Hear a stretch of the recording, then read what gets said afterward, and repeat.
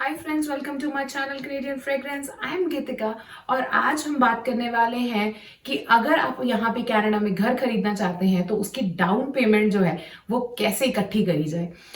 आइए इसे शुरू करते हैं।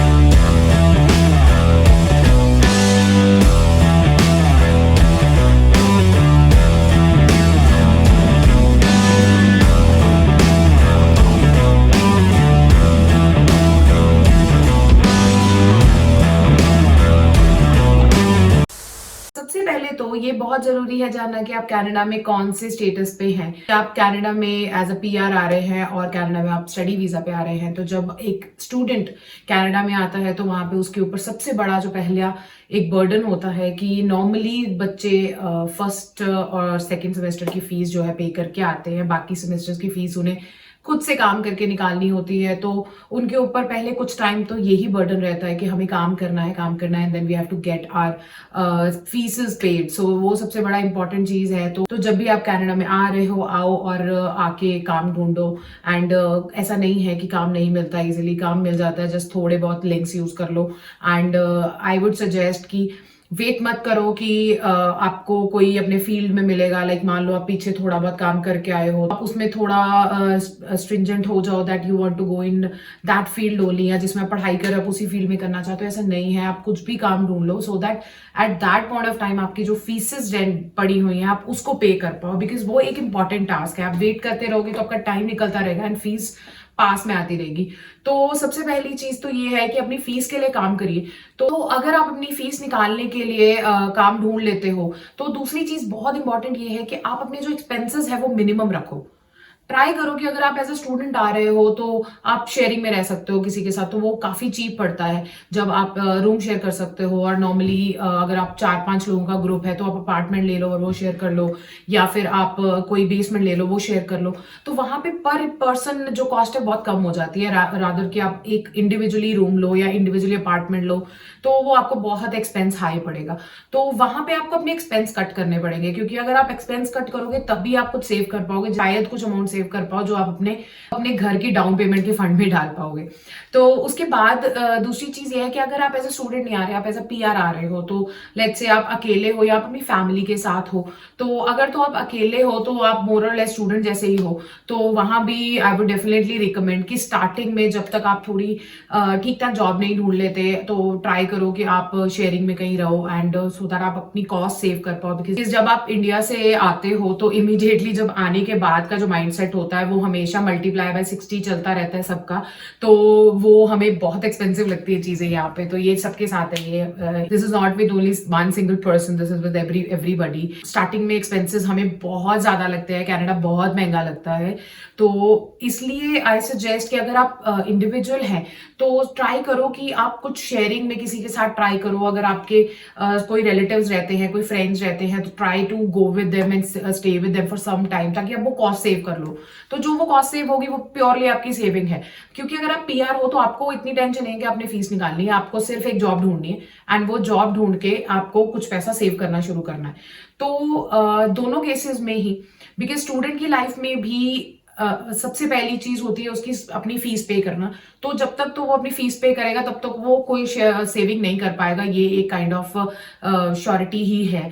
बट स्टिल अगर स्टूडेंट कर पा रहे हैं तो ये बहुत अच्छी बात है कि आप अगर $100 भी मंथ एक निकाल पा रहे हो अलग से, तो ये बहुत अच्छी चीज है। तो उसको निकालने के लिए एक सबसे इंपॉर्टेंट गुरु मंत्र ये है कि एक सेविंग अकाउंट ओपन करा लो। क्योंकि आते हुए चेकिंग अकाउंट हम लोग खुलवा लेते हैं बट सेविंग अकाउंट नहीं करवाते हैं। तो एक सेविंग अकाउंट खुलवा लो जहां पे सिर्फ आपको जो एवरी मंथ एक फिक्स अमाउंट में डिसाइड कर लो कि ये मैंने अपनी हर मंथ इस अकाउंट में डिपॉजिट करनी ही करनी है। क्योंकि कुछ चीजें ऐसी हैं कि जो हैबिट के साथ ही बदली जा सकती है। तो अगर आप उसे हैबिट बना लोगे कि आपने कुछ अमाउंट जो है सेव करते जाना है, तो वहां पे धीरे धीरे धीरे करके कुछ ना कुछ अमाउंट सेव होती रहेगी। एंड माइंड सेट बना लो कि इसमें से कुछ भी नहीं निकालना। तो आप अपनी कॉस्ट कटिंग सबसे पहले अपने स्टे पे करोगे। अगर आप फैमिली के साथ आ रहे हो तो ठीक है, आप नहीं शेयरिंग में शायद रह पाओ, तो ट्राई करो कि आपका जो अकोमोडेशन है वो बहुत इनएक्सपेंसिव हो, कि आप डायरेक्टली अगर टाउन हाउस रेंट कर लोगे या एक घर रेंट कर लोगे तो बहुत एक्सपेंसिव पड़ेगा, और इमीडिएटली यू डोंट नो कि आपको जॉब्स कितनी देर में मिलने वाली हैं। तो हर कोई यहाँ पे बेसमेंट्स में स्टार्ट करता है, तो 99% लोग यही करते हैं। सो अगर आपको मिलता है वो भी इनएक्सपेंसिव ही ट्राई करो, कि जिसमें आपका एक्सपेंस नहीं ज्यादा लगे। तो जब आप सबसे कम से कम खर्चा वहां पे निकालोगे तो आपका वहां पे एक बड़ा अमाउंट सेव होगा, क्योंकि जब एक student from there student life work permit पे जाता है तो उसके बाद उसकी अमाउंट सेविंग की शुरू हो जाती है, क्योंकि उसकी जर्नी में अब उसको फीस पे नहीं करनी, वो हो चुकी है, वर्क परमिट शुरू हो गया। Then now start looking for a job. तो अब अगेन इट्स सजेस्टेड कि ट्राई की आपको फील्ड में मिल जाए, दैट्स वेरी गुड अगर आपको मिलती है, बट बहुत ज्यादा टाइम वेस्ट मत करो। तो फिर आपको जो भी फील्ड में मिलती है जॉब ले लो, बिकॉज ये टाइम आपका गोल्डन पीरियड है जिसमें आप बहुत कुछ कर पाओगे। बिकॉज नॉर्मली जो स्टूडेंट्स हैं वो अकेले होते हैं, फैमिलीज के साथ नहीं होते। तो अगर आप अकेले हो तो जब तक अकेले हो आपके पास गोल्डन टाइम है एक्सपेंसेस कट करके पैसे सेव करने का, और सेविंग एक टाइम पे आप करना शुरू हो जाओगे तो कब आपकी डाउन पेमेंट के लिए पैसे जुड़ जाएंगे आपको पता भी नहीं चलेगा। तो सबसे पहले हम मान लेते हैं कि आप जो है वो मिनिमम कुछ अमाउंट पे जॉब कर रहे हो, लेट्स से आपको एक $15 एन आवर पे जॉब मिलती है, तो आप 40 आवर्स वो जॉब करिए। एंड उसके बाद आपको लगता है कि आपके वीकेंड्स फ्री हैं, बिकॉज आप अभी सेविंग मोड में चल रहे हो, तो वीकेंड्स पे आप काम ढूंढ सकते हो, काम कर लीजिए। वीकेंड्स पे जो इनकम आती है उसको प्योर सेविंग में डाल दीजिए। वीकडेज में जो आप कमा रहे हो उसको आप अपनी लिविंग के लिए यूज कर लो, because now you are not more a student. तो आप एक इंडिविजुअल रूम लेना चाहते हो और अपार्टमेंट लेना चाहते हो, या थोड़ा बड़ी जगह लेना चाहते हो रहने के लिए, तो जो भी आप रेंट कर रहे हो उसका एक्सपेंस बढ़ जाएगा श्योरली, और आपकी शायद आपकी ट्रांजिट के एक्सपेंसेस इंक्रीज हो जाए। तो आप ट्राई करो कि जो आप एक्स्ट्रा काम कर रहे हो उसकी एक्स्ट्रा इनकम आप पूरी सेविंग में ही डालोगे। दूसरी चीज इसमें यह है कि नेवर फिक्स एनी एक्सपेंसेस, क्योंकि इंडियंस की हमारी एक आदत होती है कि हम आते ही सबसे पहले एक्सपेंस खड़ा करते हैं अपना कार का, दूसरा एक्सपेंस खड़ा करते हैं हम अपने नए फोन्स का। यहाँ पे कार और फोन लेना कोई टफ नहीं है, यहाँ पे कार एंड फोन्स कोई भी ले सकता है। बड़े बड़े आईफोन ले लो या बड़ी बड़ी कोई भी गाड़ी ले लो। यहाँ पे स्टूडेंट लाइफ में भी लोग जो हैं वो $50,000 to $70,000 की कार लेके घूम सकते हैं, बिकॉज कार 0 डाउन पेमेंट पे मिल जाती है। तो वो कार लेना कोई बहुत बड़ी बात नहीं है, पर इसका कोई फायदा नहीं होने वाला। जस्ट अंडरस्टैंड दिस कि ये कोई बेनिफिट नहीं है। आज आप कार लेके इंडिया में एक फोटो जरूर भेज दोगे कि आपने मर्सिडीज BMW या कुछ ले लिया है, बट अल्टीमेटली आपको ये काम नहीं आने वाला है। ये एक फिक्स एक्सपेंस है, तो आपको एक टाइम पे आके रियलाइज होगा जो आप काम कर रहे हो आप सिर्फ वो कार की इंस्टॉलमेंट और इंश्योरेंस निकालने के लिए काम कर रहे हो, क्योंकि जितनी महंगी कार होगी उसकी इंश्योरेंस भी उतनी ज्यादा होगी और इंस्टॉलमेंट भी ज्यादा होगी। तो अगर इतना सारा बड़ा अमाउंट इतनी मेहनत से काम करके आप उस उधर दे दोगे तो अभी तो शायद ये रियलाइज नहीं होगा, पर जब आप लॉन्ग रन में इसको सोचोगे तब रियलाइज होगा कि उस टाइम पे हमें सेव कर लेना चाहिए था। तो ये बिल्कुल मत करो। कोई भी अमाउंट आपको लगता है कहीं भी सेव कर सकते हो, ट्राई करो कि थोड़ा सा काम कर लो। चाहे पहले तो कोशिश करो कि स्टूडेंट लाइफ में तो गाड़ी लो ही मत। स्टूडेंट लाइफ में पूरा मैंने देखा है कि बहुत सारे स्टूडेंट्स हैं वो सिर्फ यहाँ की लोकल ट्रांजिट है उसी से कम्यूट करते हैं, तो वो ठीक भी है, क्योंकि आपने सिर्फ कॉलेज ही जाना है, आपको कहीं और जाना तो है नहीं है। तो अगर काम पे जाना है तो काम के लिए भी राइड मिल जाती है, तो काम के लिए अपना राइड अरेंज कर लो, एंड जो अपनी कॉलेज के लिए अपना बस वगैरह से कम्यूट कर लो, तो वो ईजी रहेगा एंड आपको बहुत इनएक्सपेंसिव पड़ेगा। पर अगर आप अपनी कार का एक एक्सपेंस शुरू कर लेते हो तो वो आपके लिए बहुत बड़ा बर्डन बनने वाला है इन फ्यूचर, क्योंकि आप सिर्फ काम अपनी कार के लिए ही करोगे। तो ये मत करो, ये कोई फायदा नहीं है इसका।